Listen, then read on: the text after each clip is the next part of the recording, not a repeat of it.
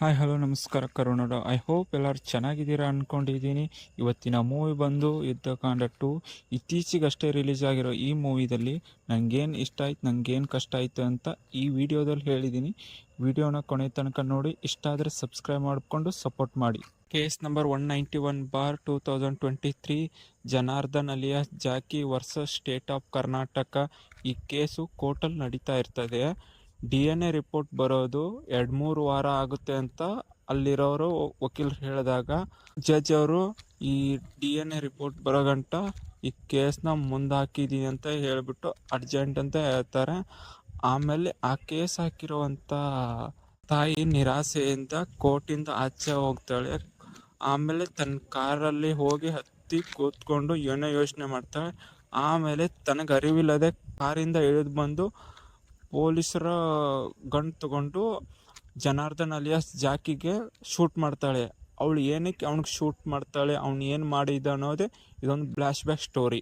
ನಮ್ಮ ಹೀರೋ ಭರತ್ ತನ್ನ 42ನೇ ಕಾನ್ವೆಕೇಶನ್ ಸೆರೆಮನಿಗೋಸ್ಕರ ತನ್ನ ಕಾಲೇಜ್ಗೆ ಹೋಗಿರ್ತಾನೆ. ಅಲ್ಲಿ ಮೋಸ್ಟ್ ಎಲಿಗೆಂಟ್ ಲಾಯರ್ ಆಗಿರೋವಂಥ ರಾಬರ್ಟ್ ಡಿಸೋಜಾ ಬಂದಿರ್ತಾರೆ. ಅವನಿಂದ ಇವನು ಸರ್ಟಿಫಿಕೇಟ್ ತಗೊಳ್ತಾನೆ. ಸರ್, ನಿಮ್ಮ ದೊಡ್ಡ ಫ್ಯಾನ್ ಅಂತ ಹೇಳಿದಾಗ ಅವರು ಆಲ್ ದ ಬೆಸ್ಟ್ ಅಂತ ಹೇಳ್ಬಿಟ್ಟು ಅಲ್ಲಿಂದ ಹೋಗ್ತಾರೆ. ಭರತ್ ಹೋಟೆಲಲ್ಲಿ ಕೆಲಸ ಮಾಡ್ತಿರ್ತಾನೆ. ಆವಾಗ ಓನರ್ ಬರ್ತಾರೆ. ಓನರ್ ಹತ್ರ ಹೋಗ್ಬಿಟ್ಟು ಮಾತಾಡ್ತಾನೆ. ಸರ್, ನಾನಿಲ್ಲ, ಇವಾಗ ಗ್ರ್ಯಾಜುಯೇಟ್ ಆಗಿದ್ದೀನಿ, ಇನ್ನು ಕೆಲಸ ಹುಡುಕ್ತೀನಿ ಸರ್ ಅಂತ ಹೇಳಿದಾಗ, ಒಳ್ಳೇದಾಯಿತು ಅಂತ ಹೇಳ್ತಾನೆ. ಹಾಗೆ ನಾನು ಕೆಲಸನೂ ಬಿಡ್ತಿದ್ದೀನಿ ಅಂತ ಅಂದಾಗ ಅವರು ಖುಷಿಯಿಂದ ಒಳ್ಳೇದಾಯಿತು ಅಂತ ಹೇಳ್ತಾರೆ. ಅವಾಗ ಅವ್ರೊಂದು ಮಾತು ಹೇಳ್ತಾರೆ, ಅಪ್ಪ ಅಮ್ಮನ ಕಳ್ಕೊಂಡಾಗ ಬರಿಗಾಲಲ್ಲಿ ಬಂದಿದ್ದೆ, ಅವಾಗ ನಾನು ಚಪ್ಪಲಿ ಕೊಡಿಸ್ತೀನಿ ಅಂದರು ಬೇಡ ಅಂತ ಹೇಳಿದೆ. 1 ತಿಂಗಳ ಕೆಲಸ ಮಾಡಿ ಚಪ್ಪಲಿ ತೊಗೊಂಡಿದ್ಯಾ, ನೀನು ನಿಷ್ಠಾವಂತ, ನಿನಗೆಲ್ಲೇ ಆದರೂ ಒಂದು ಕೆಲಸ ಸಿಗ್ತದೆ, ಒಳ್ಳೇದಾಗಲಿ ಅಂತ ಹೇಳ್ಬಿಟ್ಟು ಕಳಿಸ್ತಾರೆ ಅವನಿಗೆ. ಇವಾಗ ನಮ್ಮ ಭರತ್ ಕೆಲಸ ಹುಡ್ಕಕ್ಕೆ ಸ್ಟಾರ್ಟ್ ಮಾಡ್ತಾನೆ. ಪ್ರತಿಯೊಬ್ಬರು ಲಾಯರ್ ಹತ್ರನೂ ಹೋಗ್ತಾನೆ. ಎಲ್ಲ ಲಾಯರ್ ಕೇಳೋದು ಒಂದೇ ಮಾತು, ಎಕ್ಸ್ಪೀರಿಯೆನ್ಸ್ ಇದೆನಾ? ಎಕ್ಸ್ಪೀರಿಯೆನ್ಸ್ ಇಲ್ಲ ಅಂದರೆ ಬೇಡ ಅಂತ ಹೇಳ್ತಾರೆ. ಒಬ್ಬರ ಹತ್ರ ಹೋಗ್ತಾನೆ, ಅದೇ ಥರ ರಿಜೆಕ್ಷನ್. ಅವ್ನು ವಯಸ್ಸು ಮಂಡಲ್ಲಿ ಅನ್ಕೋತಾನೆ, ಕೆಲಸ ಕೊಟ್ಟರೆ ತಾನೇ ಎಕ್ಸ್ಪೀರಿಯೆನ್ಸ್ ಸಿಗೋದು, ಕೆಲಸನೇ ಕೊಡದೆ ಎಕ್ಸ್ಪೀರಿಯೆನ್ಸ್ ಅಂತ ಸಾಯ್ತಿದ್ದೀರಲ್ಲ ಅಂತ ಅಂದ್ಕೊಳ್ತಾನೆ. ಆದರೆ ಎಲ್ಲ ಗ್ರ್ಯಾಜುಯೇಟ್ಸ್ದು ಇದೇ ಕತೆ. ಕೆಲಸ ಮಾಡಬೇಕಂದ್ರೆ ಕೆಲಸ ಸಿಗಲ್ಲ, ಎಲ್ಲ ಕಡೆ ಹೋದರೆ ಎಕ್ಸ್ಪೀರಿಯೆನ್ಸ್ ಬೇಕು ಅಂತ ಸಾಯಿಸ್ತಾರೆ. ಕೆಲಸ ಕೊಟ್ಟರೆ ತಾನೇ ಎಕ್ಸ್ಪೀರಿಯೆನ್ಸ್ ಸಿಗೋದು ಅಲ್ವಾ? ಆಮೇಲೆ ನಮ್ಮ ಭರತ್ ಒಬ್ರ ಹತ್ರ ಹೋಗ್ತಾನೆ. ಸರ್, ಎಲ್ಲಾದರೂ ಒಂದು ರೆಫರ್ ಇದ್ದರೆ ಮಾಡಿ ಅಂತ ಹೇಳಿದಾಗ ಅವರು, ಮೊನ್ನೆನೇ ನಾನು ಒಂದು ಕಡೆ ಕೆಲಸ ಬಿಟ್ಟಿದ್ದೀನಿ, ಶಿವಾನಂದ್ ಸರ್ಕಲ್ ಹತ್ರ ಇರೋ ನಾಗಭೂಷಣ್ ಅಸೋಸಿಯೇಟ್ ಹತ್ರ ಹೋಗಿ ಕೇಳು, ಅಲ್ಲಿ ಏನಾದರೂ ಸಿಗ್ಬೋದು ನಿಂಗೆ ಅಂತ ಹೇಳ್ತಾನೆ. ಆದರೆ ನಾನು ಹೇಳಿದ್ದೀನಿ ಅಂತ ಹೇಳಬೇಡ ಅಂತ ಅವರು ಹೇಳ್ತಾರೆ. ಇವನು ಶಿವಾನಂದ ಅಸೋಸಿಯೇಟ್ ಹತ್ರ ಹೋಗ್ತಾನೆ. ಅವರೆಲ್ಲ ಅವ್ನ ಡಾಕ್ಯುಮೆಂಟ್ಸ್ ನೋಡಿ, ಅವನದೆಲ್ಲ ಸರ್ಟಿಫಿಕೇಟ್ ನೋಡಿಬಿಟ್ಟು ನಿಂಗೆ ಕೆಲಸ ಕೊಡ್ತೀನಿ ಅಂತ ಹೇಳ್ತಾರೆ. ಸರ್ ಭರತ್, ನಾನು ನಿಮಗೆ ಕೆಲಸ ಏನೋ ಕೊಡ್ತೀನಿ, ಬಟ್ ಸಂಬಳ ಇಲ್ಲ ಅಂತಾನೆ. ಆವಾಗ ನಿಮ್ಗೆ ಲೀಗಲ್ ಫೀಸಲ್ಲಿ ಬರೋ 2%ಅಲ್ಲಿ 60% ನನಗೆ, 40% ನಿಂಗೆ ಅಂತ ಹೇಳ್ತಾನೆ. ಅನಿವಾರ್ಯ ಕೆಲಸ ಎಲ್ಲೂ ಸಿಗಲ್ಲ ಅಂತ ನಮ್ಮ ಭರತ್ ಒಪ್ಕೊಳ್ತಾನೆ. ಅವ್ನಿಗೇನು ಗೊತ್ತು ಅಲ್ಲಿ ಯಾವುದು ಕೇಸೇ ಬರಲ್ಲ ಅಂತ. ಆಮೇಲೆ ನೆಕ್ಸ್ಟ್ ಡೇಯಿಂದ ಜಾಯ್ನ್ ಆಗ್ತಾನೆ. ಅಲ್ಲೆಲ್ಲ ನೋಡಿದ್ರೆ ಧೂಳು ಕಟ್ಕೊಂಡಿರೋ ಟೇಬಲ್ಲು, ಅಲ್ಲಿ ಇಲ್ಲಿ ಬೆದ್ದಿರೋ ಕೇಸ್ ಫೈಲ್ಸು, ಅದನ್ನೆಲ್ಲನೂ ಕ್ಲೀನ್ ಮಾಡಿಬಿಟ್ಟು ಅವ್ನ ಟೇಬಲ್ ಕೂತ್ಕೊಳ್ತಾನೆ. ಟೇಬಲ್ ಕಾಲು ಕುಂಟ್ತಿರ್ತದೆ, ಅದಕ್ಕೊಂದು ಆಡ್ದಂಗೆ ಒಂದು ಚಿಪ್ನ ಕೊಡ್ತಾನೆ ಕೆಳಗಡೆ. ಡೈಲಿ ಕೂತು ಅವನಿಗೂ ಬೇಜಾರಾಗ್ಬಿಟ್ಟು ಮನಿಕೊಳ್ಳೋದು, ತಿನ್ನೋದು, ಮನಿಕೊಳ್ಳೋದು ಮಾಡ್ತಿರ್ತಾನೆ ಅಲ್ಲೇ. ಆಮೇಲೆ ಒಂದಿನ ನಾಗಭೂಷಣ್ ಕೂಗ್ತಾರೆ, ಬನ್ನಿ ಭರತ್ ಅಂತ ಹೇಳಿದಾಗ ಒಂದು ಮೀಟಿಂಗ್ ಮಾಡ್ತಿರ್ತಾರೆ.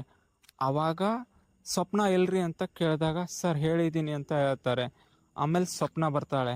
ಸ್ವಪ್ನ ನೋಡಿದ ತಕ್ಷಣ ನಮ್ಗೆ ಭರತ್ಗೆ ಲವ್ ಎಟ್ ಫಸ್ಟ್ ಸೈಟ್ದಂಗೆ ಆಗ್ಬಿಡ್ತದೆ.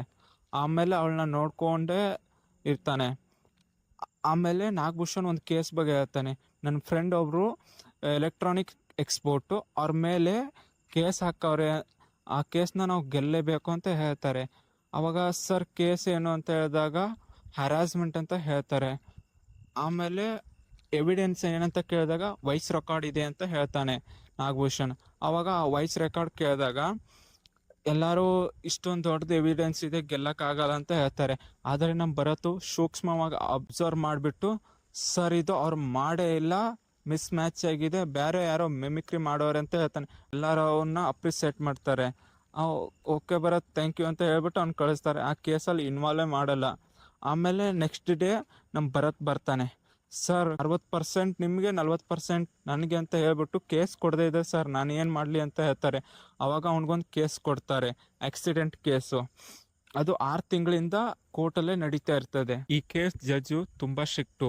ಇವ್ರನ್ನ ಕೋರ್ಟಲ್ಲೆಲ್ಲ ಕೂಳೆ ಸೋಮನಾಥ್ ಅಂತಾನೆ ಹೇಳ್ತಾರೆ ಅಂತ ಸ್ವಪ್ನ ನಮ್ಮ ಭರತ್ಗೆ ಹೇಳ್ತಾರೆ. ಅವಾಗ ಭರತ್ ಐಡಿಯಾ ಮಾಡಿಬಿಟ್ಟು ಅವನ ಅಸಿಸ್ಟೆಂಟ್ ಆಗಿರೋ ರಾಜನ್ ಹತ್ರ ಹೋಗ್ತಾನೆ.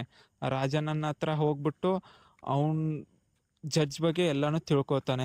ಜಡ್ಜ್ ಅವರು ತುಂಬ ಎಮೋಷ್ನಲ್ಲು, ಅವ್ರಿಗೆ 3 ಹೆಣ್ಮಕ್ಳುವೆ ಅಂತ ಎಲ್ಲ ತಿಳ್ಕೊಂಡು ಅವತ್ತು ತನ್ನ ಕಕ್ಷಿದಾರನ ಕರ್ಕೊಂಡು ಕೋರ್ಟ್ಗೆ ಹೋಯ್ತಾನೆ. ಅವಾಗ ಜಡ್ಜ್ ಬರ್ತಾರೆ. ಜಡ್ಜ್ ಬಂದಾಗ ಹತ್ಸಕ್ಕೆ ಸ್ಟಾರ್ಟ್ ಮಾಡ್ತಾನೆ, ಜೋರಾಗಿ ಸ್ಟಾರ್ತಾನೆ, ಯುವರ್ ಆನರ್ ಅಂತ ಹೇಳಿದಾಗ, ಏ ಯಾಕ್ರಿ ಕೂಗಾಡ್ತಿದ್ದೀರಾ ಫಸ್ಟ್ ಟೈಮ್ ಅಂತ ಅಂದಾಗ ಸರ್ ಅಂತಾನೆ. ಆಮೇಲೆ ನೀನು ಸ್ಟಾರ್ಟ್ ಮಾಡಪ್ಪ ಅಂದಾಗ ಅವರು ವಾದ್ಸಕ್ಕೆ ಸ್ಟಾರ್ಟ್ ಮಾಡ್ತಾರೆ. ಅವಾಗ ನಮ್ಮ ಭರತ್ ಐಡಿಯಾ ಮಾಡಿಬಿಟ್ಟು, ಸರ್ ಇವ್ರಿಗೆ 3 ಜನ ಹೆಣ್ಮಕ್ಳು, ಒಬ್ರಿಗೆ ಮದುವೆ ಆಗದೆ, ಒಬ್ಳಿಗೆ ಅಸ್ತಮ ಇದೆ, ಇನ್ನೊಬ್ಬಳಿಗೆ ಎಡ್ಗಾಲಿಲ್ಲ ಅಂತ ಹೇಳಿದಾಗ ಅವನು ಜಡ್ಜು ತುಂಬ ಎಮೋಷ್ನಲ್ ಅಲ್ವಾ. ಅವಾಗ ಅದನ್ನೆಲ್ಲ ಕೇಳ್ಬಿಟ್ಟು ತನ್ನ ಕಕ್ಷಿದಾರ್ಗೆ ಮೊದಲೇ ಹೇಳಿರ್ತಾನೆ, ನಾನು ಸಿಗ್ನಲ್ ಕೊಟ್ಟ ತಕ್ಷಣ ನೀನು ಅಳಬೇಕು ಅಂತ. ಅವ್ನು ಸಿಗ್ನಲ್ ಕೊಟ್ಟ ತಕ್ಷಣ ಅವ್ನು ಅಳಕ್ಕೆ ಸ್ಟಾರ್ಟ್ ಮಾಡ್ತಾನೆ. ರೀ ಅಳ್ಬೇಡ್ರಿ ಇರಿ ಅಂತ ಹೇಳ್ತಾನೆ.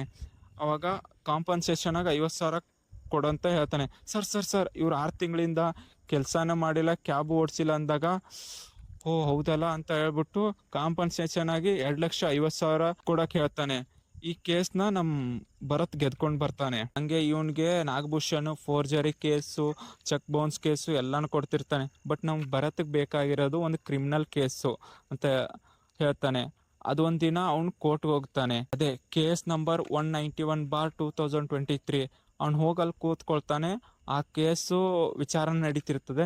ಸರ್ DNA ರಿಪೋರ್ಟ್ ಬರೋದು ಇನ್ನೂ 2-3 ವಾರ ಆಗ್ತದೆ, ಅಣಗಂಟ ಈ ಕೇಸ್ನ ಮುಂದೆ ಹಾಕ್ತಿದ್ದೀನಿ ಅಂತ ಜಡ್ಜ್ ಹೇಳ್ತಾರೆ. ಕೇಸ್ ಹಾಕ್ತಂತ ತಾಯಿ ಜನಾರ್ದನ್ ಅಲಿಯಾಸ್ ಜಾಕಿಗೆ ಪೊಲೀಸ್ ಗನ್ನಿಂದ ಶೂಟ್ ಮಾಡ್ತಾಳೆ. ನಮ್ಮ ನಿವೇದಿತಾ ಕೋರ್ಟ್ ಆವರಣದಲ್ಲೇ ಜಾಕಿ ಅಲಿಯಾಸ್ ಜನಾರ್ದನ್ಗೆ ಶೂಟ್ ಮಾಡಿರೋದು ವಿಡಿಯೋ ರೆಕಾರ್ಡ್ ಆಗಿರುತ್ತೆ. ಆ ವಿಡಿಯೋ ರೆಕಾರ್ಡು ಎಲ್ಲ ನ್ಯೂಸ್ ಚಾನಲಲ್ಲೂ ಹೋಗಿರ್ತದೆ. ಅವಾಗ ಇವಳ್ದು ಕೋರ್ಟ್ ಹಿಯರಿಂಗ್ ಇರ್ತದೆ. ಅವಾಗ ಅಲ್ಲಿ ಕೋರ್ಟ್ ಕಟ್ಗಡೆಗೆ ಬಂದಾಗ ನಾನು ಕೊಲೆ ಮಾಡಿಲ್ಲ ಅಂತ ಹೇಳಿಬಿಟ್ಟು ನರ್ವಸ್ ಆಗಿಬಿಟ್ಟು ಬಿದ್ದುಬಿಡ್ತಾಳೆ. ಅವಾಗ ಜಡ್ಜು ನಿವೇದಿತಾ ಹುಷಾರಾಗುವವರೆಗೂ ಮತ್ತು ಅವ್ರಿಗೆ ಒಂದು ಲಾಯರ್ ಅಪಾಯಿಂಟ್ಮೆಂಟ್ ಮಾಡೋವರೆಗೂ ಈ ಕೋರ್ಟ್ ಕೇಸ್ನ ಮುಂದೂಡಲಾಗಿದೆ ಅಂತ ಹೇಳ್ತಾರೆ. ನಮ್ಮ ಭರತು ನಿವೇದಿತಾ ಅಡ್ಮಿಟ್ ಆಗಿರೋ ಹಾಸ್ಪಿಟ್ಲಿಗೆ ಹೋಗಿ ಎಲ್ಲಾನು ವಿಚಾರಿಸ್ತಾರೆ. ನಮ್ಮ ನಿವೇದಿತಾ ನಡೆದಿರೋ ವಿಚಾರ ಎಲ್ಲಾನು ಹೇಳಕ್ಕೆ ಸ್ಟಾರ್ಟ್ ಮಾಡ್ತಾಳೆ. ಅವಳ ಮಗಳು ಇರೋ ಒಂದು ಪುಟ್ಟ ಸಂಸಾರ, ಗಂಡ ಯುದ್ಧದಲ್ಲಿ ತೀರ್ಕೊಂಡಿರ್ತಾನೆ. ಪ್ರತಿನಿತ್ಯ ಅವಳು ಆಫೀಸ್ಗೆ ಹೋಗಿ ಬರ್ತಿರ್ತಾಳೆ. ಶಾಂಭವಿ ತನ್ನ ಸ್ಕೂಲ್ಗೆ ಆಟೋ ಮುಖಾಂತರ ಹೋಗ್ತಿರ್ತಾಳೆ. ಅವಳಿಗೆ ಬಲೂನ್ ಅಂದರೆ ಇಷ್ಟ. ಯಾವುದೇ ಚಿಕ್ಕ ಮಕ್ಕಳಿಗಾದ್ರೆ ಒಂದೊಂದು ವಸ್ತು ಒಂದೊಂದು ಥರ ಇಷ್ಟ ಆಗುತ್ತಲ್ಲ, ನಮ್ಮ ಶಾಂಭವಿಗೆ ಬಲೂನ್ ಅಂದರೆ ಇಷ್ಟ. ಒಂದಿನ ಏನಾಗುತ್ತೆ ಅಂದರೆ, ಆಟೋದಿಂದ ಅವಳು ಬೆಳಿಗ್ಗೆ ಸ್ಕೂಲ್ಗೆ ಹೋಗ್ತಾಳೆ. ರಿಟರ್ನ್ ಆಟೋದವನು ಬರಲ್ಲ. ಅಲ್ಲೇ ಸ್ವಲ್ಪ ಹೊತ್ತು ಕಾದು ಸುಸ್ತಾಗ್ಬಿಟ್ಟು ನಮ್ಮ ಶಾಂಭವಿ ಏನು ಮಾಡ್ತಾಳೆ, ರಸ್ತೆ ಹಿಡ್ಕೊಂಡು ನಡ್ಕೊಂಡು ಬರ್ತಿರ್ತಾಳೆ. ಅಷ್ಟರಲ್ಲೇ ನಮ್ಮ ಶಾಂಭವಿಯವ್ರ ಅಮ್ಮ ಆಫೀಸ್ ಕೆಲಸ ಮುಗಿಸ್ಕೊಂಡು ಮನೆಗೆ ಬರ್ತಾರೆ. ಮನೆ ಡೋರ್ ಬಾಗ್ಲ ತೆಗ್ದಿರಲ್ಲ. ಅವರು ಕೀನ ತೊಗೊಂಡು ಹೋಗ್ಬಿಟ್ಟು ಮನೆ ಡೋರ್ ತೆಗಿತಾರೆ. ಶಾಂಭವಿ ಅಂತ ಎಲ್ಲ ಕಡೆ ಹುಡುಕ್ತಾರೆ, ಎಲ್ಲೂ ಇರೋಲ್ಲ. ಆಮೇಲೆ ಆಟೋದವನಿಗೆ ಫೋನ್ ಹಾಕ್ತಾರೆ, ಅಣ್ಣ ಇವತ್ತು ಶಾಂಭವಿನ ಎಷ್ಟು ಗಂಟೆಗೆ ಪಿಕಪ್ ಮಾಡಿದ್ರಿ ಅಂತ ಹೇಳ್ತಾರೆ. ಮೇಡಮ್ ನಾನು ಇವತ್ತು ಪಿಕಪ್ ಮಾಡೇ ಇಲ್ಲ, ಇವತ್ತು ನನಗಾಗಲ್ಲ ಅಂತ ಮೆಸೇಜ್ ಹಾಕಿದ್ದೀನಲ್ಲ, ನೀವು ಗ್ರೂಪಲ್ಲಿ ನೋಡಿಲ್ವ ಅಂತ ಅಂದ್ಕೊಂಡು ಶಟ್ ಅಂದ್ಕೊಂಡು ಇವಳು ಸರ್ಚ್ ಮಾಡೋಕ್ಕೆ ಸ್ಟಾರ್ಟ್ ಮಾಡ್ತಾಳೆ. ನಮ್ಮ ಶಾಂಭವಿ ರೋಡಲ್ಲಿ ನಡ್ಕೊಂಡು ಬರ್ತಿರ್ತಾಳೆ. ಜನಾರ್ದನ್ ಅಲಿಯಾಸ್ ಜಾಕಿ ಅನ್ನೋನು ರೆಡ್ ಕಾರಲ್ಲಿ ಡ್ರಗ್ಸ್ ತೊಗೊಂಡು ಕೂತಿರ್ತಾನೆ. ಅವಾಗ ಆ ಚಿಕ್ಕ ಹುಡುಗಿ ಹೋಗೋದನ್ನ ಅವ್ನು ನೋಡ್ತಾನೆ. ಆಮೇಲೆ ಕಾರ್ ಡೋರ್ ತೆಗೆದ್ಬಿಟ್ಟು ಇಳಿತಾನೆ. ನಿನ್ನ ಹೆಸರು ಏನಂತ ಕೇಳಿದಾಗ ಅವಳು ನಮ್ಮಮ್ಮ ಹೇಳೋರೆ ಗೊತ್ತಿರದವ್ರ ಹತ್ರ ಮಾತಾಡಬೇಡ ಅಂತ. ಹೌದಾ, ಹಾಗೆ ಹೇಗೆ ಅಂತ ಮಾತಾಡ್ತಾನೆ ಅವ್ರ ಜೊತೆ. ಆಮೇಲೆ ಅಲ್ಲೇ ಒಬ್ಬ ಬಲೂನ್ ಮಾರೋನ್ ಹೋಗೋದನ್ನ ಅವಳು ನೋಡ್ತಾಳೆ. ಅವಾಗ ಆ ಬಲೂನ್ ನೋಡ್ತಿರ್ಬೇಕಾದ್ರೆ ಅವಾಗ ಅವನು ಬಲೂನ್ ನಿಂಗೆ ಇಷ್ಟನ ಅಂತ ಹೇಳಿದಾಗ ಹ್ಞೂ ಅಂತ ಹೇಳ್ತಾನೆ. ಬಲೂನ್ ಅವ್ರನ್ನ ಹತ್ರ ಕರ್ಕೊಂಡು ಹೋಗ್ಬಿಟ್ಟು ಬಲೂನ್ ಕೊಡಿಸ್ತಾನೆ. ಬಲೂನ್ ಕೊಡಿಸ್ಬಿಟ್ಟು ಅವಾಗ ದುಡ್ಡು ಕೊಡ್ತಾನೆ. ದುಡ್ಡನ್ನ ಎಷ್ಟಂದರೆ 500 ರೂಪಾಯಿ ದುಡ್ಡು ಕೊಡ್ತಾನೆ. ಅವ್ನು ನೋಡ್ಬಿಟ್ಟೆ ಬಲೂನ್ ಅವ್ನು ಶಾಕ್ ಆಯ್ತಾನೆ.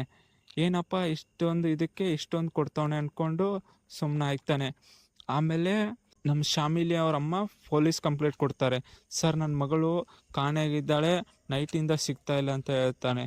ಅವಾಗ ಎಲ್ಲನೂ ಹೇಳ್ತಾರೆ, ಸರ್ ಹಿಂಗೆ ಸ್ಕೂಲಿಂದ ಮನೆಗೆ ಬಂದಿಲ್ಲ ಅಂತ ಹೇಳ್ತಾರೆ. ಮೇಡಮ್ ನೀವು ಇವತ್ತು ಹೋಗಿ ನಾ ನಿಮ್ಮ ಮಗಳದೊಂದು ಫೋಟೋ ಕೊಟ್ಟೋಗಿ ಕಂಪ್ಲೇಂಟ್ನ ರಿಜಿಸ್ಟರ್ ಮಾಡಿ ನಾವೆಲ್ಲ ಕಡೆನೂ ಸರ್ಚ್ ಮಾಡಿ ಮಾಡ್ತೀವಿ ಅಂತ ಹೇಳ್ತಾನೆ. ಮಗುಗೆ 6 ವರ್ಷ. ಅವನು ಜನಾರ್ದನ್ ಅಲಿಯಾಸ್ ಜಾಕಿ ಅನ್ನೋನು ಅವಳನ್ನ ಕರ್ಕೊಂಡು ಹೋಗಿರ್ತಾನೆ. ಆಮೇಲೆ ಇನ್ವೆಸ್ಟಿಗೇಷನ್ ಸ್ಟಾರ್ಟ್ ಆಗುತ್ತೆ. ಪೊಲೀಸವರು ಎಲ್ಲ ಕಡೆನೂ ಹುಡ್ಕಕ್ ಸ್ಟಾರ್ಟ್ ಮಾಡ್ತಾರೆ. ಅವಾಗ ಆ ಫೋಟೋ ಕೊಟ್ಟಿದ್ರಲ್ಲಿ ನಮ್ಮ ಶಾಮಿಲಿ ಬಲೂನ್ ಹಿಡ್ಕೊಂಡು ನಿಂತಿರ್ತಾಳೆ. ಅವಾಗ ಅಲ್ಲಿ ಸರ್ಚ್ ಮಾಡಬೇಕಾದ್ರೆ ಒಬ್ಬ ಬಲೂನ್ ಅವ್ನು ಪಾಸ್ ಆಗ್ತಾನೆ. ಅವಾಗ ಅವ್ನು ಹೋಗ್ಬಿಟ್ಟು ಕೇಳ್ತಾರೆ, ಈ ಹುಡುಗಿನ ಎಲ್ಲಾದ್ರೂ ನೋಡಿದ್ಯಾ ಅಂದಾಗ ಹ್ಞೂ ನೋಡಿದ್ದೀನಿ ಅಂತ ಹೇಳ್ತಾನೆ. ಅವಾಗ ಹೋಗ್ಬಿಟ್ಟು ಆ ಕಾರ್ ಇರೋದನ್ನ ತೋರಿಸ್ತಾನೆ. ಆ ಕಾರಲ್ಲಿ ಜನಾರ್ದನ್ ಅಲಿಯಾಸ್ ಜಾಕಿ ಇರ್ತಾನೆ. ಅವನ್ನ ಪೊಲೀಸರು ವಿಚಾರಿಸಿ ಆ ಹುಡುಗಿನ ಎಲ್ಲಿ ಬಚ್ಚಿಟ್ಟವನಲ್ಲ ಅಲ್ಲಿ ಕರ್ಕೊಂಡು ಹೋಗ್ತಾರೆ.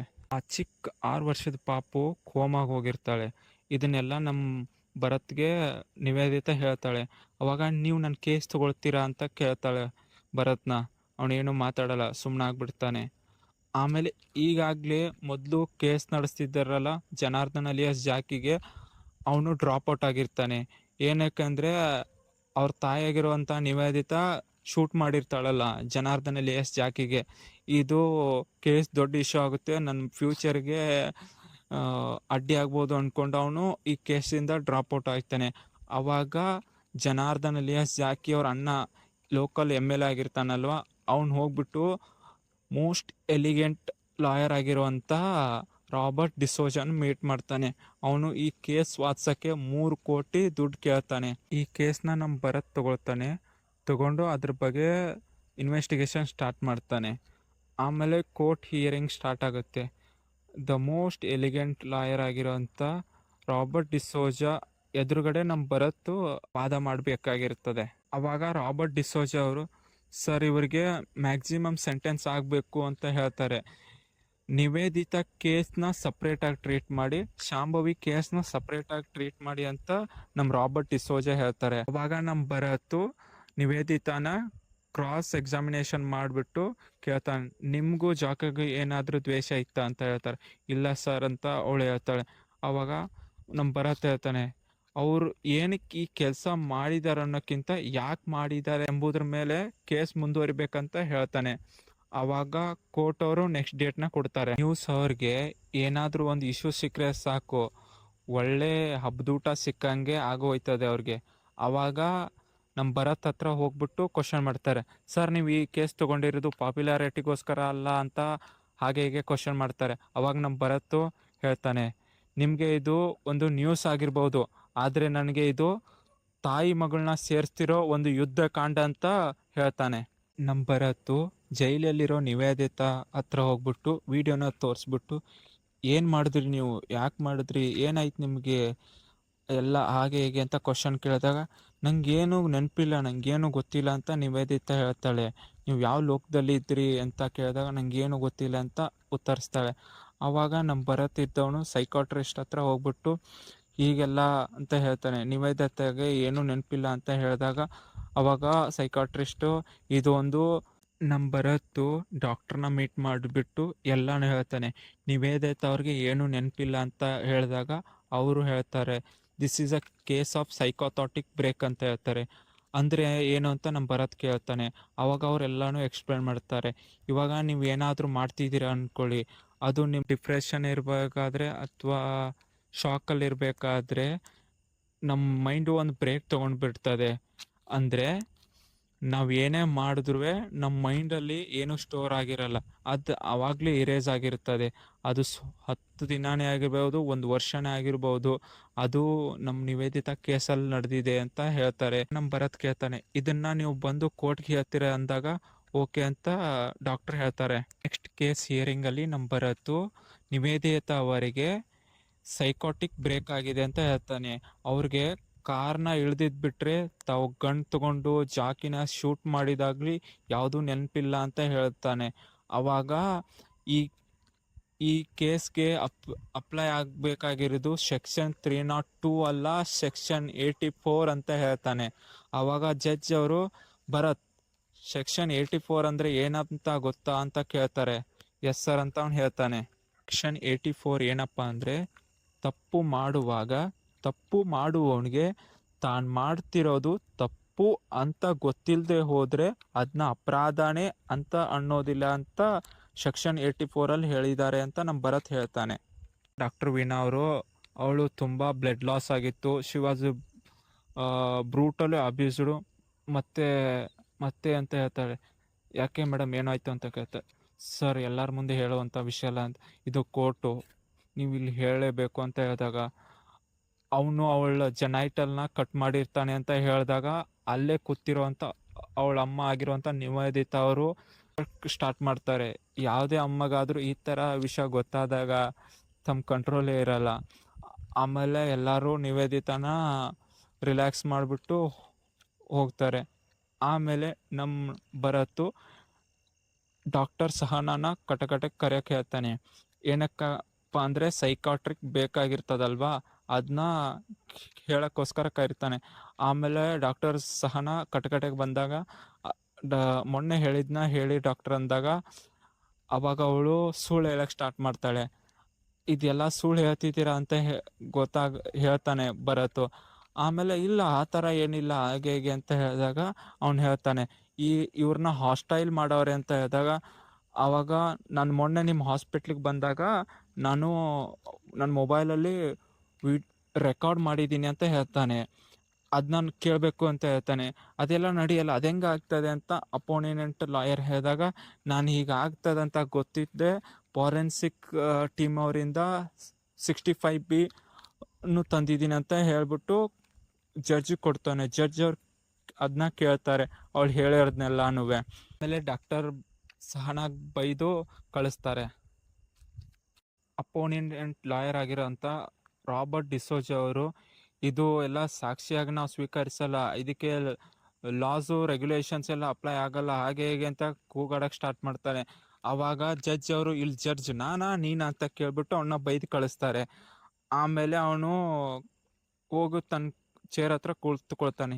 ಏನಕ್ಕೆಪ್ಪ ಅಂದರೆ ಇಷ್ಟು ದಿನಾನು ಒಂದು ಕೇಸು ಸೋಲ್ದೇ ಇದ್ದವನಿಗೆ ಕೇಸ್ ಸೋಲ್ತಿದ್ದೀನಿ ಅಂತ ಒಂದು ಭಯ ಬರ್ತದೆ.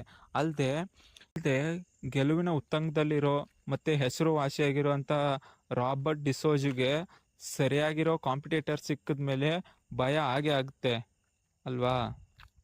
ಮತ್ತು ನೆಕ್ಸ್ಟ್ ಕೋರ್ಟ್ ಹಿಯರಿಂಗಲ್ಲಿ ಅಪೋನೆಂಟ್ ಲಾಯರು ಡಾಕ್ಟರ್ ಅಶೋಕ್ನ ಕಟಕಟೆಗೆ ಬರೋಕ್ಕೆ ಹೇಳ್ತಾರೆ. ಆವಾಗ ಅವ್ರನ್ನ ಕೇಳ್ತಾರೆ ಜಾಕಿಗೆ ಎಲ್ಲೆಲ್ಲಿ ಇಂಜುರಿ ಆಗಿತ್ತು ಅಂತ. ಆವಾಗ ಅವರು ಹಣೆಗೆ ಮತ್ತು ಎದೆಗೆ ಅಂತ ಹೇಳ್ತಾರೆ. ಅಲ್ಲಿ ಗುರಿಟ್ಟು ಕೊಂದರೆ ಸಾಯ್ತಾರೆ ಅಂತ ಕೇಳ್ತಾರೆ. ಎಸ್ ಸರ್ ಅಂತ ಹೇಳ್ತಾರೆ. ಆವಾಗ ಅಪೋನೆಂಟ್ ಲಾಯರು ವಾದ್ಸಕ್ಕೆ ಸ್ಟಾರ್ಟ್ ಮಾಡ್ತಾನೆ. ಅಷ್ಟೊಂದು ಸೈಕೋಟಿಕ್ ಬ್ರೇಕ್ ಆದವರು ಅದು ಹೆಂಗೆ ಕರೆಕ್ಟಾಗಿ ಶೂಟ್ ಮಾಡಿದ್ರು ಅಂತ ಕೇಳ್ತಾನೆ. ಆವಾಗ ಅವನು ಹೇಳ್ತಾನೆ, ಅದು ಹೇಗೆ ಸಾಧ್ಯ ಅಂದರೆ ಇವರೊಬ್ಬರು ಕ್ರೀಡಾಪಟು, ಇವರೊಬ್ಬರು national state level sharp shooter ಅಂತ ಹೇಳ್ತಾನೆ. ಇವಾಗ ನಮ್ಮ ಭರತು ನೆಕ್ಸ್ಟ್ ಕೋರ್ಟ್ ಹಿಯರಿಂಗಲ್ಲಿ, ಸರ್ ಅವ್ರಿಗೆ ಏನೂ ನೆನಪಿಲ್ಲ, ಆದರೆ ಅವ್ರ ಸಬ್ ಕಾನ್ಷಿಯಸ್ ಮೆಮ್ರಿ ವರ್ಕ್ ಆಗಿದೆ. ಅಲ್ಲಿ ಅವರು ಮೊದಲು ಏನೇನ ಕಲ್ತಿದ್ರಲ್ಲ ಅದೆಲ್ಲ ಸಬ್ ಕಾನ್ಷಿಯಸ್ ಮೆಮ್ರಿಯಲ್ಲಿ ಸ್ಟೋರ್ ಆಗಿರ್ತದೆ ಸರ್. ಅದು ವರ್ಕ್ ಆಗಿ ಅದರಿಂದ ಮಸಲ್ ಮೆಮ್ರಿ ವರ್ಕ್ ಆಗಿ ಅವರು ಗನ್ ತಗೊಳ್ದು ಜಾಕಿಗೆ ಶೂಟ್ ಮಾಡಿದ್ದಾರೆ ಅಂತ ಹೇಳ್ತಾನೆ ನಮ್ಮ ಭರತು. ರಾಬರ್ಟ್ ಡಿಸೋಜ ಭರತ್ನ ನೆಕ್ಸ್ಟ್ ಮೂವ್ ಏನಂತ ಗೊತ್ತಾದರೆ ನಾನು ಈ ಕೇಸ್ನ ಈಸಿಯಾಗಿ ಗೆಲ್ತೀನಿ ಅಂತ ಹೇಳ್ತಾನೆ MLAಗೆ. ಅವಾಗ ಅವನು ಅವ್ರ ಹುಡುಗರನ್ನ ಕಳಿಸ್ಬಿಟ್ಟು ಭರತ್ ಮನೆಯಲ್ಲಿರೋ ಫೈಲ್ಸು ಮತ್ತು ಬುಕ್ನ ತೊಗೊಂಡು ಬರೋಕ್ಕೆ ಹೇಳ್ತಾನೆ. ಅವರಲ್ಲಿ ಹೋಗಿ ಬುಕ್ಸು ಮತ್ತು ಅವನು ಎಲ್ಲನೂ ಒಂದು ಡೈರಿಯಲ್ಲಿ ಬರೀತಿರ್ತಾನೆ. ಆ ಡೈರಿಯನ್ನು ಎಲ್ಲ ತೊಗೊಂಡು ಬರ್ತಾರೆ ಅವನಿಗೆ ಹೊಡೆದ್ಬಿಟ್ಟು. ಅದರಲ್ಲಿ ನಾರ್ಕೋ ಟೆಸ್ಟ್ ಅಂತ ಇರುತ್ತೆ. ನೆಕ್ಸ್ಟ್ ಕೋರ್ಟ್ ಹಿಯರಿಂಗಲ್ಲಿ ನಮ್ಮ ರಾಬರ್ಟ್ ಡಿಸೋಜ ಆ ನಾರ್ಕೋ ಟೆಸ್ಟ್ನ ಹೇಳ್ತಾನೆ. ಸರ್ ಇವಾಗ ಸೈಕಾಟಿಕ್ ಬ್ರೇಕು, ಸಬ್ ಕಾನ್ಷಿಯಸ್ ಮೆಮ್ರಿ ಇದೆಲ್ಲ ಇದನ್ನ ಪ್ರೂವ್ ಮಾಡಬೇಕಂದ್ರೆ ನಾವು ನಾರ್ಕೋ ಟೆಸ್ಟ್ನ ಮಾಡಬೇಕಂತ ಹೇಳ್ತಾನೆ. ಆದರೆ ನಮ್ಮ ಭರತೆ ಅವ್ರನ್ನ ಬಕ್ರ ಮಾಡಿರ್ತಾನೆ. ಬೇಡ ಬೇಡ ಬೇಡ ಅಂತ ಹೇಳಿಬಿಟ್ಟು ಲಾಸ್ಟಿಗೆ ಅವ್ರ ಕಡೆಯಿಂದಾನೇ ಆ ನಾರ್ಕೋ ಟೆಸ್ಟ್ನ ಮಾಡ್ಸಕ್ಕೆ ಹೇಳ್ತಾನೆ. ಆಮೇಲೆ ನಾರ್ಕೋ ಅನಾಲಿಸಿಸ್ ಆಗ್ತದೆ. ಅವಾಗ ಅದರಲ್ಲಿ ಪ್ರೂವ್ ಆಗ್ತದೆ ಅವಳಿಗೆ ಏನೂ ಗೊತ್ತಿರಲ್ಲ, ಅವಾಗ ಸಬ್ ಕಾನ್ಷಿಯಸ್ ಮೆಮ್ರಿ ವರ್ಕ್ ಆಗಿ ಅವಳು ಈ ಕೆಲಸ ಮಾಡವಳೆ ಅಂತ. ಅಲ್ಲೇ ನಮ್ಮ ರಾಬರ್ಟ್ ಡಿಸೋಜ ಅವಳನ್ನ ಕಟ್ಕಟ್ಟೆಗೆ ಕರೆದ್ಬಿಟ್ಟು ಕ್ರಾಸ್ ಎಕ್ಸಾಮಿನೇಷನ್ ಮಾಡೋಕ್ಕೆ. ಅವಾಗ ನಮ್ಮ ರಾಬರ್ಟು ಅವಳನ್ನ ಕೋರ್ಟ್ ಕಟ್ಕಡೆ ಕರೆದು ಅವಳನ್ನ ಕ್ರಾಸ್ ಎಕ್ಸಾಮಿನೇಷನ್ ಮಾಡೋಕ್ಕೆ ಸ್ಟಾರ್ಟ್ ಮಾಡ್ತಾನೆ. ಅವಳಿಗೆ ಟ್ರಿಗರ್ ಆಗುವಂಥ ಕ್ವಶನ್ನ ಕೇಳಿ ಕೇಳಿ ಕೇಳಿ ಅವಳಿಗೆ ನೀನು ಅವಳನ್ನ ಕೊಲ್ತೀಯ ಅಂತ ಕೇಳಿದಾಗ ಅವಳು ಎಸ್ ಅಂತ ಹೇಳ್ತಾಳೆ. ಇವತ್ತು ಕೋರ್ಟ್ದು ಲಾಸ್ಟ್ ಹಿಯರಿಂಗ್ ಇರ್ತದೆ. ಎಲ್ಲ ಯೂತ್ಸ್ ಎಲ್ಲ ಜಸ್ಟಿಸ್ ಫಾರ್ ಫ್ಯಾಮಿಲಿ ಅಂತ ಹೇಳ್ತಾರೆ. ಅದೇ ಅಲ್ವಾ ಯೂತ್ ಮಾಡೋದು, ಜಸ್ಟಿಸ್ ಫಾರ್ ಅದು, ಜಸ್ಟಿಸ್ ಫಾರ್ ಇದು ಅಂತ. ಏನು ಮಾಡೋಕ್ಕೆ ಆಗಲ್ಲ, ರೂಲ್ಸ್ ಆ್ಯಂಡ್ ರೆಗ್ಯುಲೇಷನ್ ಆ ಥರ ಇರ್ತವೆ. ಇವ್ರು ಜಸ್ಟಿಸ್ ಫಾರ್ ಫ್ಯಾಮಿಲಿ ಅಂದ್ಕೊಂಡು ಟ್ವೀಟ್ ಮಾಡೋದು ಮುಖಾಂತರ ಅಷ್ಟೇ ಸುಮ್ಮನೆ ಆಗ್ತಾರೆ ಹೊರತು ಯಾರೂ ಇನಿಷಿಯೇಟ್ ತೊಗೊಳ್ಳಲ್ಲ. ಈಗಿನ ಕಾಲದಲ್ಲಿ ಬರೀ ಸೋಷಿಯಲ್ ಮೀಡಿಯಾದಲ್ಲಿ ಜಸ್ಟಿಸ್ ಅಂತ ಹೇಳೋದು ಇದೇ ಒಂದು ಟ್ರೆಂಡ್ ಆಗೋಗಿದೆ. ಆಮೇಲೆ ನ್ಯೂಸ್ ಅವ್ರಿಗೆ ಇದೇ ಒಂಥರ ಹಬ್ಬ ಅಂದ್ಕೊಂಡು ಅವ್ರ ನ್ಯೂಸಲ್ಲಿ ಇದನ್ನ ಏನು ಮಾಡ್ತಾರೆ, ಈ ಕೇಸ್ನ ಹೆಂಗೆ ಡೀಲ್ ಮಾಡ್ತಾರೆ ಅಂತ ಹೇಳ್ತಾರೆ. ಇವಾಗ ಕೋರ್ಟ್ದು ಲಾಸ್ಟ್ ಫೈನಲ್ ಹಿಯರಿಂಗ್ ಇರುತ್ತೆ. ಇವಾಗ ರಾಬರ್ಟ್ ಡಿಸೋಜ ಹೇಳ್ತಾನೆ, ಸರ್ ನೀವು ಇವ್ರಿಗೆ ಸರಿಯಾದ ಶಿಕ್ಷೆ ಕೊಡಬೇಕು, ಇಲ್ಲ ಅಂದರೆ ಇದೊಂದು ರಾಂಗ್ ಎಕ್ಸಾಂಪಲ್ ಸೆಟ್ ಆಗುತ್ತೆ ಮತ್ತು ನಿವೇದಿತ ಅವ್ರಿಗೆ ಜೀವಾವಧಿ ಶಿಕ್ಷೆ ಆಗಬೇಕಂತ ಹೇಳ್ತಾನೆ. ನಮ್ಮ ಭರತ್ ಕೋರ್ಟಿಂದನೇ ಒಂದು ವಿಡಿಯೋ ಕಾಲ್ ಮಾಡಿಸ್ತಾನೆ ಅವಳ ಮಗಳು ಶ್ಯಾಮಿಲಿಗೆ. ಅವಾಗ ಶ್ಯಾಮಿಲಿ ಅವ್ರ ಅಮ್ಮನ ಜೊತೆ ಮಾತಾಡ್ತಾಳೆ. ಅಮ್ಮ ಎಲ್ಲಿದೆಯಾ ಅಮ್ಮ, ಬೇಗ ಬಾ ಅಮ್ಮ, ಐ ಮಿಸ್ ಯು ಅಂತ ಹೇಳ್ತಾಳೆ. ಆವಾಗ ನಮ್ಮ ಭರತ್ ಹೇಳ್ತಾನೆ, ಇವಾಗ 2 ವರ್ಷ ಆದಮೇಲೆ ಶ್ಯಾಮಿಲಿ ಕೋಮಾದಿಂದ ಆಚೆಗೆ ಬಂದಿದ್ದಾಳೆ, ಆದರೆ ನಾವು ಅಮ್ಮ ಮಗಳನ್ನ ದೂರ ಮಾಡ್ತಿದ್ದೀವಿ ಅಂತ ಹೇಳ್ತಾನೆ. ಅಲ್ಲದೆ ಹೇಳ್ತಾನೆ ಅವನು, ಎಷ್ಟೊಂದು ನಿರ್ಭಯ ಕೇಸು ಜಾಸ್ತಿ ಆಗವೆ. ಮುಜರಾಬಾದಲ್ಲಿ ಒಬ್ಳು ಹುಡುಗಿ ರೇಪ್ ಆಗ್ಬಿಟ್ಟು ರಸ್ತೆಯಲ್ಲಿ ನಡ್ಕೊಂಡು ಬರಬೇಕಾದ್ರೆ ಯಾರು ಕೂಡ ಅವಳಿಗೆ ಒಂದು ತೊಟ್ಟು ಬಟ್ಟೆನೂ ಕೊಡದೆ ಎಲ್ಲರೂ ಫೋಟೋ ವಿಡಿಯೋಸ್ ಮಾಡಿಬಿಟ್ಟು ಅಪ್ಲೋಡ್ ಮಾಡೋದ್ರಲ್ಲೇ ಬಿಜಿ ಆಗಿರ್ತಾರೆ ಹೊರದ್ಬಿಟ್ಟು ಅವಳಿಗೊಬ್ರೂ ಒಂದು ಬಟ್ಟೆ ಕೊಡಲ್ಲ ಅಂತಾನು ಹೇಳ್ತಾನೆ. ಆಮೇಲೆ ಸೆಕ್ಷನ್ 302 ಅಪ್ಲೈ ಮಾಡದೆ ಸೆಕ್ಷನ್ 84ನ ಅಪ್ಲೈ ಮಾಡಬೇಕು ಅಂತ ಹೇಳ್ತಾನೆ. ಇದು ಎಲ್ಲೆಲ್ಲಿ ಅಪ್ಲೈ ಆಗಿದೆ ಅಂತ ಕೂಡ ಹೇಳ್ತಾನೆ. ಮಹಾರಾಷ್ಟ್ರದಲ್ಲಿ ಅಪ್ಲೈ ಆಗಿದೆ ಸರ್, ಮತ್ತು ತಮಿಳುನಾಡಲ್ಲೂ ಅಪ್ಲೈ ಆಗಿದೆ ಅಂತ ಹೇಳ್ಬಿಟ್ಟು, ಪ್ರಪಂಚದಲ್ಲಿ ಅಧರ್ಮ ಹೆಚ್ಚಾದಾಗಲೆಲ್ಲ ಧರ್ಮವನ್ನು ಎತ್ತಿ ಹಿಡಿಯಲು ಶ್ರೀಕೃಷ್ಣ ಒಂದಲ್ಲ ಒಂದು ರೀತಿ ಅವತಾರ ತಾಳ್ತಾನೆ ಅಂತ ಹೇಳ್ತಾನೆ ನಮ್ಮ ಭರತ್. ಅದು ಪೊಲೀಸ್ ಆಗಿದ್ರು ಸರಿ, ಒಬ್ಬ ಲಾಯರ್ ಆಗಿದ್ರು ಸರಿ, ಒಬ್ಬ ನಿವೇದಿತ ಆಗಿದ್ರು ಸರಿ, ಒಬ್ಬ ಕಾಮನ್ ಮ್ಯಾನ್ ಆಗಿದ್ರು ಸರಿ ಅಂತ ಹೇಳ್ಬಿಟ್ಟು ಮಾತು ಮುಗಿಸ್ತಾನೆ. ನಮ್ಮ ಭರತ್ ನೀವು ಒಂದು ಅವತಾರ ತಾಳ್ಬೇಕಂತ ಜಡ್ಜ್ಗೆ ಹೇಳ್ತಾನೆ. ಅವಾಗ ಜಡ್ಜ್ ಅವರು ಫೈನಲ್ ಜಡ್ಜ್ಮೆಂಟ್ ಕೊಡೋಕೆ ರೆಡಿ ಆಗ್ತಾರೆ. ನಮ್ಮ ಜಡ್ಜು ಫೈನಲ್ ಜಡ್ಜ್ಮೆಂಟ್ ಕೊಡ್ತಾರೆ. ಎಲ್ಲ ಸಾಕ್ಷ್ಯಾಧಾರಗಳನ್ನು ಪರಿಶೀಲಿಸಿ ನೋಡಿದಾಗ ಇವರು ಅಪರಾಧಿ ಅಲ್ಲ ಅಂತ ಹೇಳ್ಬಿಟ್ಟು ಜಡ್ಜ್ಮೆಂಟ್ ಕೊಡ್ತಾರೆ.